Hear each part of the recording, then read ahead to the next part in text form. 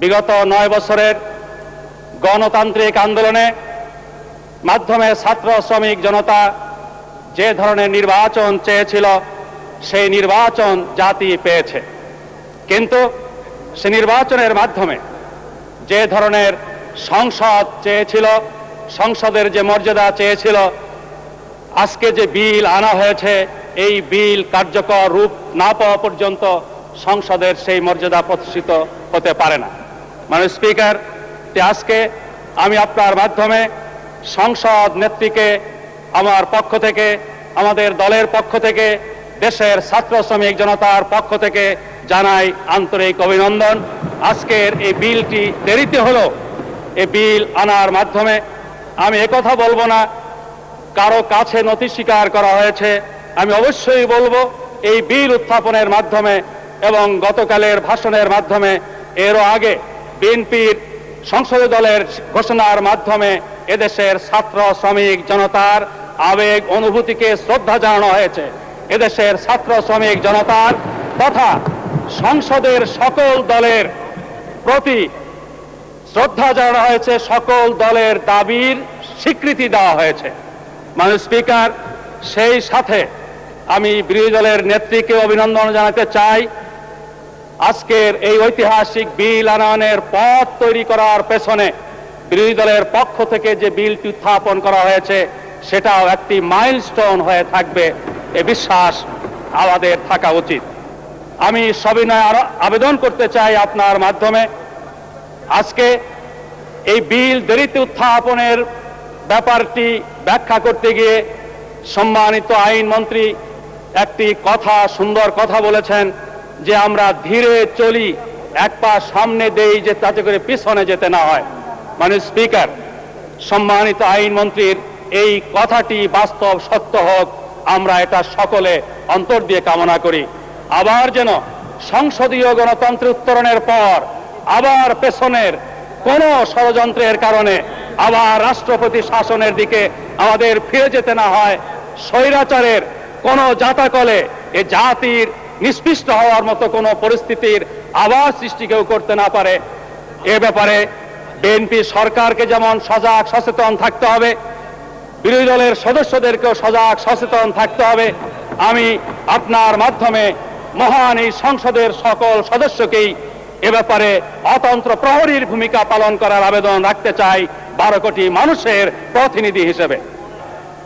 মাননীয় স্পিকার, সংসদের সকল সদস্যেরই ব্যক্তিগত আচার আচরণে, ব্যক্তিগত ভূমিকায় গণতান্ত্রিক মূল্যবোধের বাস্তব প্রতিফলন ঘটার প্রয়োজন আছে।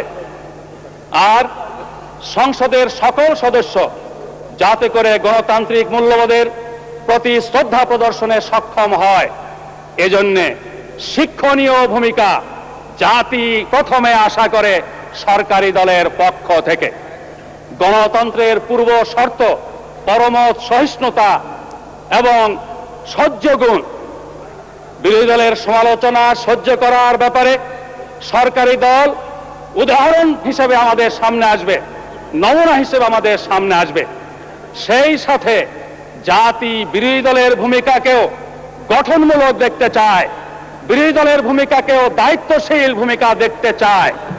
আবেগ নির্ভর হয়ে নেতিবাচক ভূমিকায় গিয়ে আমরা যাতে কখনো পরিবেশ ক্ষুণ্ণ না করি, অপোজিশনের খাতিরে অপোজিশন, বিরোধিতার খাতিরে বিরোধিতা আমরা না করি, এ ব্যাপারে আমি নিজেকে বিরোধী দলের একজন সদস্য হিসেবে আমি নিজে অঙ্গীকার করতে চাই এবং আমাদের সকলের অঙ্গীকার হওয়া উচিত। মাননীয় স্পিকার, আপনার মাধ্যমে আমি এটা আশা করতে চাই।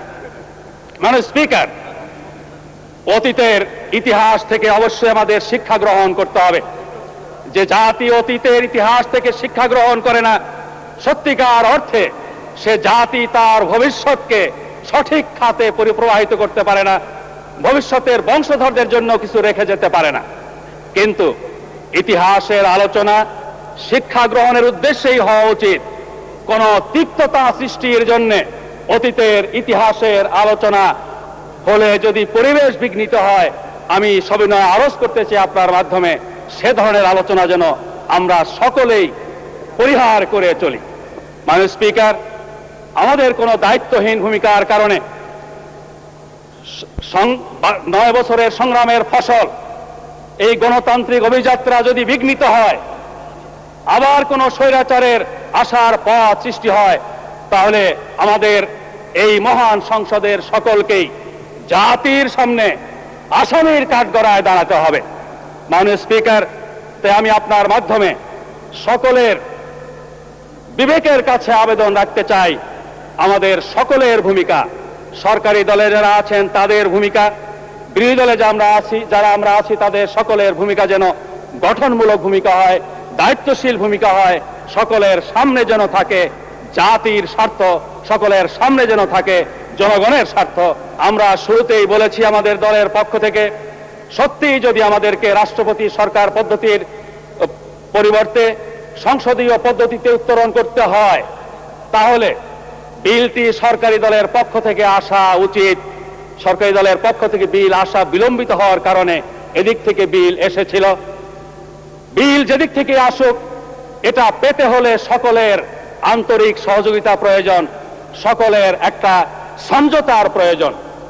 আমরা খোলামেলা এই সংসদের ফ্লোরের ব্যাপারে খুঁটিনাটি বিষয়ে আলোচনা করতে চাই, সেই সাথে সংসদের বাইরেও বিলের খুঁটিনাটি বিষয় নিয়ে যদি পারস্পরিকভাবে আলাপ আলোচনার মাধ্যমে সমঝোতার একটি পরিবেশ সৃষ্টি হয়, তাহলে সত্যিকার অর্থে আমরা এদেশের সংগ্রামী জনতার, ছাত্র শ্রমিক জনতার আশা আকাঙ্ক্ষার প্রতিফলন ঘটাতে পারবো, রাজনীতিকে প্রাতিষ্ঠানিক রূপ দিতে পারবো, গণতান্ত্রিক ঐতিহ্য প্রতিষ্ঠা করতে পারবো এবং স্বৈরাচারের আগমনের ছিদ্র পথ চিরতরে আমরা বন্ধ করতে পারবো।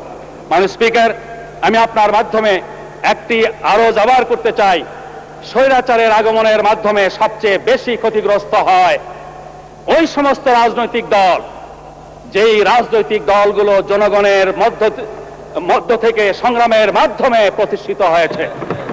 মাননীয় স্পিকার, আমি আপনার মাধ্যমে আরজ করতে চাই, বিএনপির সরকার অতীতেও ক্ষমতায় ছিল, কিন্তু অতীতের অবস্থানের চেয়ে আজকের অবস্থান অনেকটা ভিন্ন। আজকে বিএনপি ক্ষমতায় এসেছে 9 বছর রাজপথের আন্দোলনের অভিজ্ঞতা নিয়ে। অতএব অতীতের বিএনপি সরকারের তুলনায় বর্তমান বিএনপি সরকারের কাছ থেকে জাতি সবচেয়ে বেশি গণতান্ত্রিক আচরণ আশা করে, জাতি সবচেয়ে বেশি প্রুডেন্ট ভূমিকা আশা করে এবং বিএনপি সরকারের নেতৃত্ব যারা দিচ্ছেন তাদের কাছ থেকে স্টেটসম্যান লাইক ভূমিকা আচরণ আশা করে।